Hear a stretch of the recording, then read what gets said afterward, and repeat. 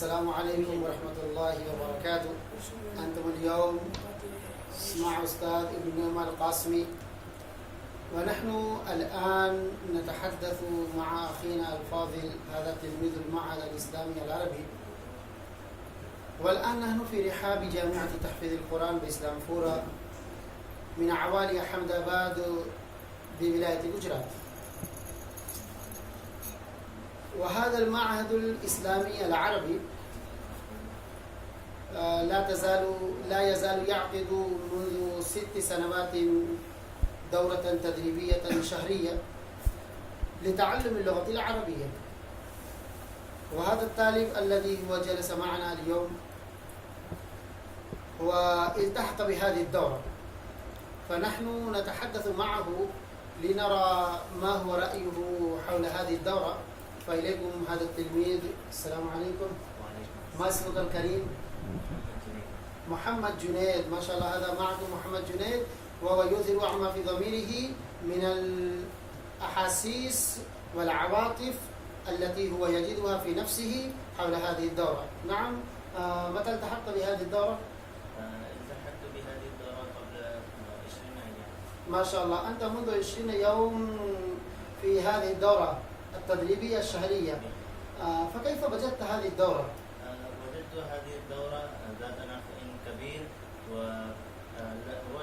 ولها منهج جيدة وطيبة للتعلم والتدرس، مع أن الأساتذة الذين هم يتدرسون وهم يدرسون ويعلمون الطلاب هم مع ذلك أي مع التدريس هم يطلعون وواقفون على ذل الطالب، أي في أي شيء هم يحتاجون إلى الجهد.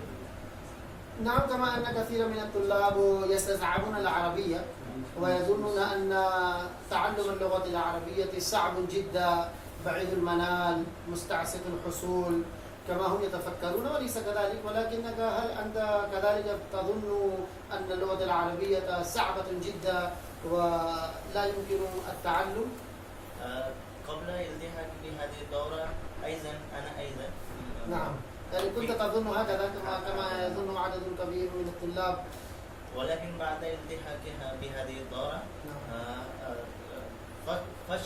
كشف لي الطرق والسبل لتعلم اللغة العربية، أي كيف نقتدر على النطق وعلى الكتابة وعلى القراءة بنحو طيب جيد.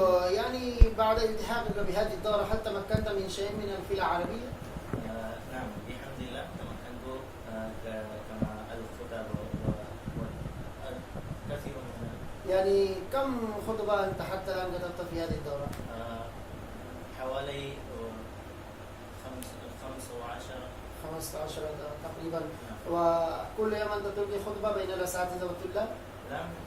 لا كل يوم، ولكن في فصل واحد هنا طلاب كثير، فلذلك نوبة لنا لا يصبر كل لا تأتي كل يوم لك النوبة. نعم. يعني إذا جاءت لك النوبة فأنت تقوم وتخطب بين أيديهم بحمد الله، وقبل ذلك ما كنت تمكنت.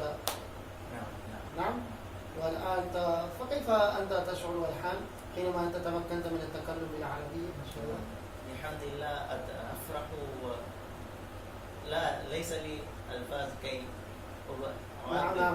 فما هي الانطباعات على هذه الدورة من عندك وبفضلك؟ هذا آخر شيء بس.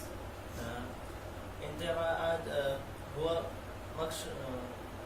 مقصود على الجهد هل تريد أن تقول لأساتذتك الكرام الذين يعلمونكم العربية كل يوم؟ هم يجتهدون على الطلاب على نهج جيد، أي هم يتعلمون الألفاظ نعم، يعلمون ألفاظ تعبيرات. نعم، ما شاء الله. هو طريق جيد وجدته هنا. وما اسمك أنت؟ محمد جنيد. محمد جنيد من جوجرات.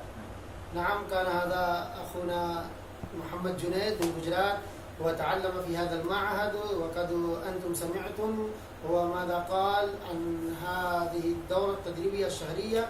وما هي انطباعاته لتلك الدورة. فجزاكم الله خير وعليكم السلام ورحمة الله وبركاته.